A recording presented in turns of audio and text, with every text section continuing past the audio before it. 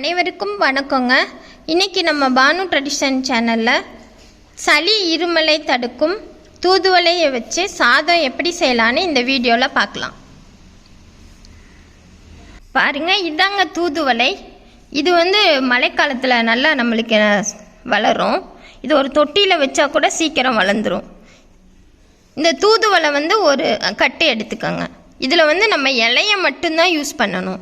இந்த தூதுவளையில் முள் இருக்குங்க, தண்டலையெல்லாம் இலையிலையுமே முள் பின்னாடி இருக்கும். நம்ம கவனமாக இந்த இதை ஒரு சிசரை வச்சு கட் பண்ணி இலையை மட்டும் தனியாக பிரிச்சுக்கணும். இந்த மாதிரி இலைகளாக சுத்தம் பண்ணி எடுத்துக்கோங்க. இதை நம்ம ஒரு தடவை கழுவிட்டு எண்ணெயில் வதக்கிக்கலாம்.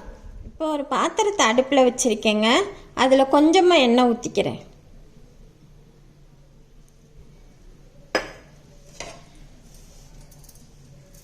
அதில் இந்த கழுவுன தூதுவளையை நம்ம போட்டுடலாம்.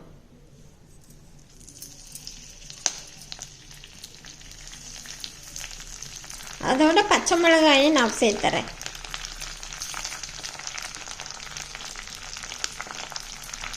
லைட்டாக ஒரு நிமிஷம் வதக்கிட்டு நம்ம ஆஃப் பண்ணிடலாம். தூதுவளை சளிக்கு இருமலுக்கு ரொம்ப நல்லதுங்க.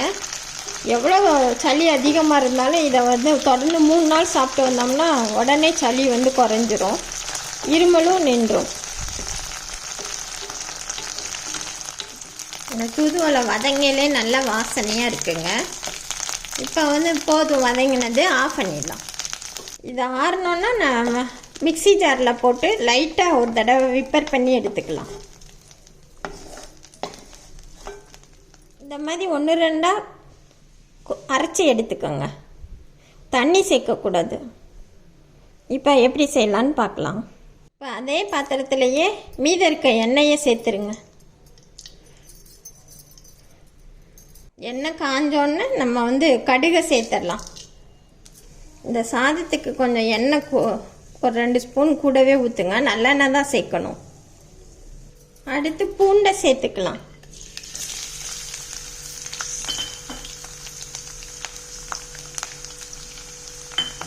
பூண்டு நல்லா வதங்கிட்டு இருக்குங்க.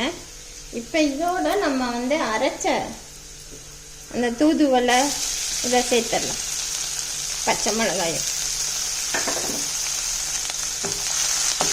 இந்த தூதுவளை நம்ம மூக்கில் நீர் ஒழுகிறது,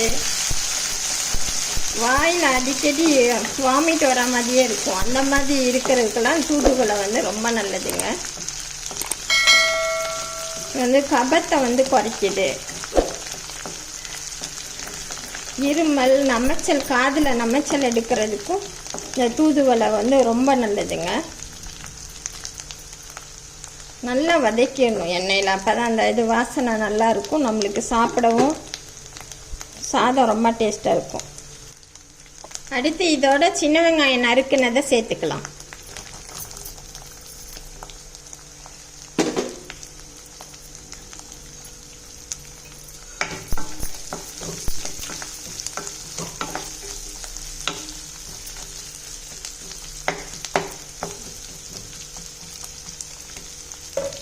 கொஞ்சம் வதங்கணுன்னா உப்பு சேர்த்துடலாம்.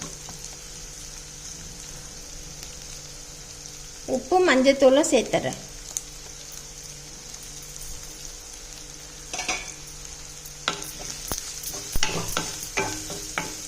நல்லா பச்சை வாசனை போகிற வரைக்கும் வதக்கணும்.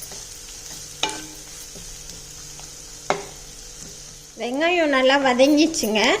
இப்போ கடைசியாக நம்ம 1-2 பொடிச்ச மிளகும் சீரகத்தையும் சேர்த்துக்கிறேன்.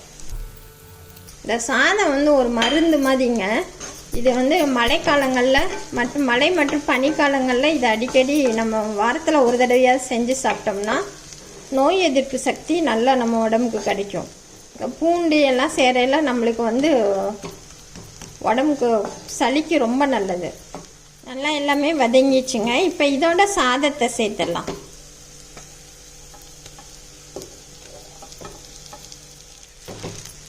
எல்லா பக்கமும் சாதம் நல்லா கலக்கிற மாதிரி நல்லா கலந்து விடுங்க. கொஞ்சம் சூடியாக இருக்கும். கடைசியாக தான் நம்ம லெமன் புளியணும். சாதம் எல்லா பக்கமும் நல்லா கலந்து வந்துச்சுங்க.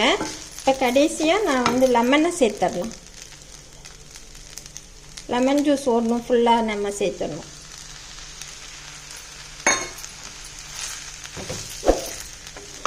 லெமனுக்கும் சளி எடுக்கிற இது இருக்குது. இது எல்லாம் சேர்ந்து வரையில் நம்மளுக்கு நல்ல ரிசல்ட் கிடைக்கும்.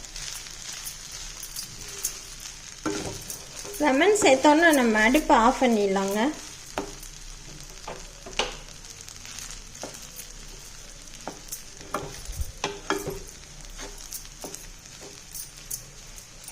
இப்போ மருத்துவ குணம் நிறைந்த தூதுவளை சாதம் தயாராகிடுச்சுங்க. கபம் மற்றும் சளியை விரட்டும் மருத்துவ குணம் நிறைந்த தூதுவளை சாதம் தயாராகிடுச்சுங்க. இதை கண்டிப்பாக ட்ரை பண்ணி பாருங்கள். நன்றி, வணக்கம்.